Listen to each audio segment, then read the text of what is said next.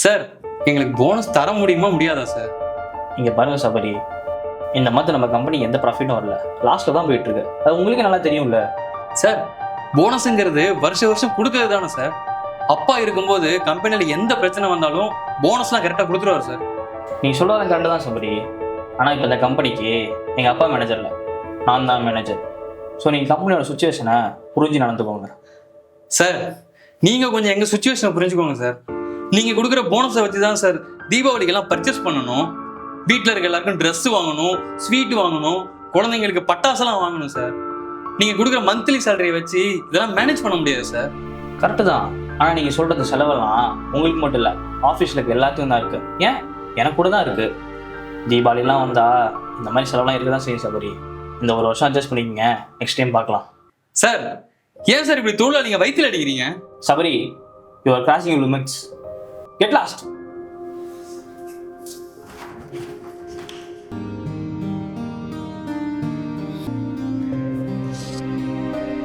என்னங்க சாப்பாடு எடுத்துக்கவா? இல்லைம்மா, இப்போ வேணாம், அப்புறமா சாப்பிட்றேன். என்னாச்சுங்க ஒரு மாதிரியா இருக்கீங்க?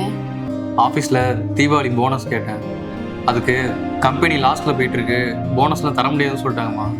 என்னங்க சொல்றீங்க? அப்போ இந்த வாட்டி உங்களுக்கு போனஸ் இல்லையா? ஆமாம்மா, இந்த பண்டிகை டைமில் எப்படி செலவெல்லாம் மேனேஜ் பண்ண போகிறேன்னே தெரில. உங்க மேனேஜர் கிட்ட பேசி பார்க்க வேண்டியதானங்க?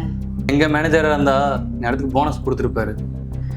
ஆனால் அவரோட பையன் அவரை மாதிரிலாம் இல்லைம்மா. இப்போ தானே புதுசாக வந்திருக்காரு, அதான் அவருக்கு எதுவும் புரியல போல. அவர்கிட்ட போயிட்டு போனஸ் கொடுங்கன்னு கேட்டா எதுக்கு சின்ன பிள்ளை மாதிரி அடம் பிடிக்கிறீங்க, அதெல்லாம் ஒன்றும் கிடையாது, கெட் லாஸ்ட்ன்ட்டாருமா. சின்ன பையம்மா. சரி விடுங்க, இருக்கிறத வச்சு அட்ஜஸ்ட் பண்ணிக்கலாம். என்ன பசங்களுக்கு தான் பட்டாசு வாங்கலாம், மற்ற செலவெல்லாம் பார்த்துக்கலாங்க, விடுங்க.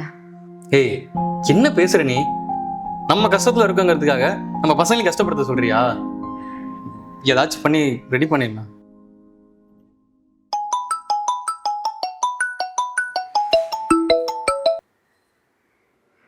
ஹலோ சபரி, சொல்லுங்க சார். நீங்கள் கேட்ட போனஸ் போட்டிருக்கேன், என்ஜாய் பண்ணுங்க இந்த தீபாவளியை.